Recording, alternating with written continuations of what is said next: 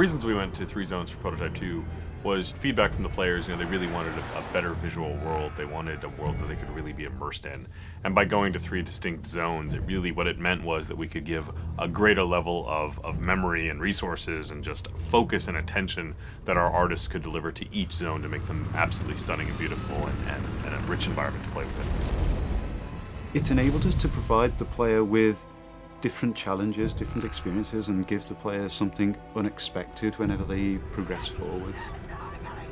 We wanted to have 3 areas where we could have sort of a military zone, a pristine zone, and an infected zone, and have them stand on their own.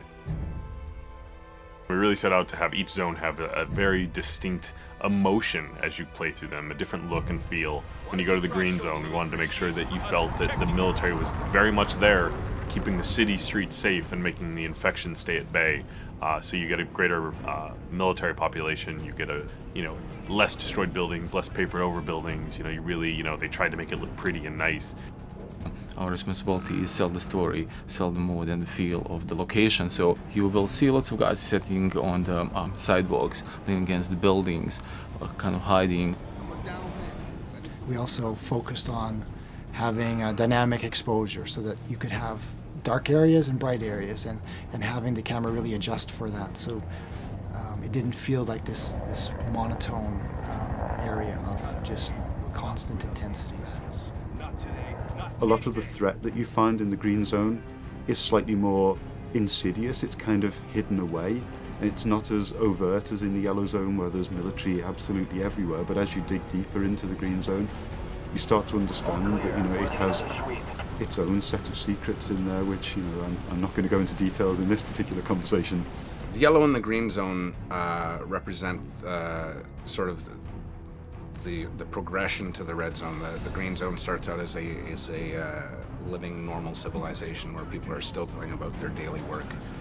They're still doing their normal things. The yellow zone is more of a camp where things have gone wrong. They've moved people in, they've moved people out. It's a military quarantine zone. No one moves anywhere without moving through checkpoints. Your yellow zone, we really wanted that feeling of oppression. We really wanted that feeling of too many people crowded into a small space. We wanted to make you feel that Gentek is performing experiments on the human population. With the yellow zone having kind of expanded in such a way that the shanty towns are spilling out into the streets, what you tend to find at ground level at least, it's a much more enclosed gameplay space and a much more dense gameplay space, which means that if you get into a fight, it changes your tactical options. So it's just asking different things of the player and requiring them to approach situations in a different way. The checkpoints are far more important. The places where the military lineup meets the protesters is a far more interesting space than just a space that's completely filled with military or a place that's completely filled with infected. So as you go through each zone, you really will feel, this is the heart of darkness. This is sort of the safe zone. And this is kind of the, overcrowded, too many people. And even the people within that, the general population, you'll feel that what those people are feeling. When you get to the green zone, you've got people milling about much more naturally. And then when you get to the red zone, you're going to be hard-pressed to find just Joe civilian.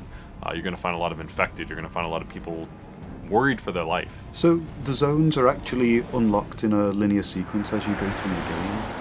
You'll start out in the yellow zone, and then through the course of events you get dragged on into the next zone and then the zone after.